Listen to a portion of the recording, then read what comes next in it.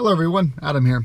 So I'm in the 2016 Golf R, which has the MIB II interface. I've done a video on this before.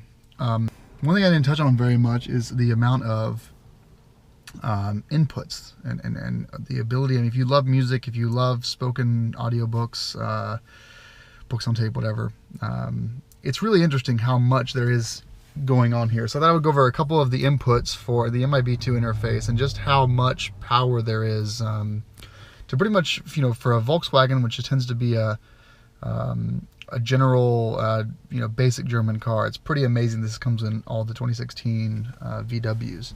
So first of all, if you look underneath the console here, I think the big thing obviously is there's a CD player here. You can put your CD in there if you still use those. I've got two SD slots. One is for the navigation map and one is for music. So if you look here, this is the TomTom map for VW. But I do have a second SD slot here. And that SD slot is 256 gigabyte PNY. It's loaded up with about 1,000 FLAC files. I could put my entire 30,000 song library of MP3 and AAC files in here, and they are all accessible. All I got to do is go over here, click on Media, click on Source, choose SD2, Selection, go to the main screen here, and scroll through what artist you like, the album that, this is all formatting that I've done on my computer. Then you hit play, and pretty cool. You've got your stuff here. Go back to Selection, you can scroll through here, or you can scroll through with your fingers. It's really fast, very responsive. You go back to Selection, go to the main SD window here, and it's limited to 1,000 songs, 1,000 tracks or audio files per folder. So you put 1,000 songs in the root of the SD card. That's all you're going to be able to see, the first 1,000. So it's best to organize by album or by artist, just to make things a bit easier here. Unfortunately, there's no search, but if you have things organized pretty clearly, it's really nice, and you can scroll through your music this way. You've got next, and then back to Selection. So that's the first thing here. And in the media area, when you click on the sources, you've got the choice of CD, SD card 2, USB input, Bluetooth audio, and auxiliary. So let's go back down here a bit. So down below, I'll unplug my iPhone here. We have USB as well as auxiliary in. So if you have a device that does not allow for the disk or drive or storage library to be indexed over USB, you can always do the old-fashioned way, which is simply plugging an auxiliary in. This is a pretty common thing, but it is an option. They've also the USB in here, which in the case of an iPhone will access CarPlay. So from here I can do music, listen to some Moby earlier. All the songs that are on my iPhone are in here.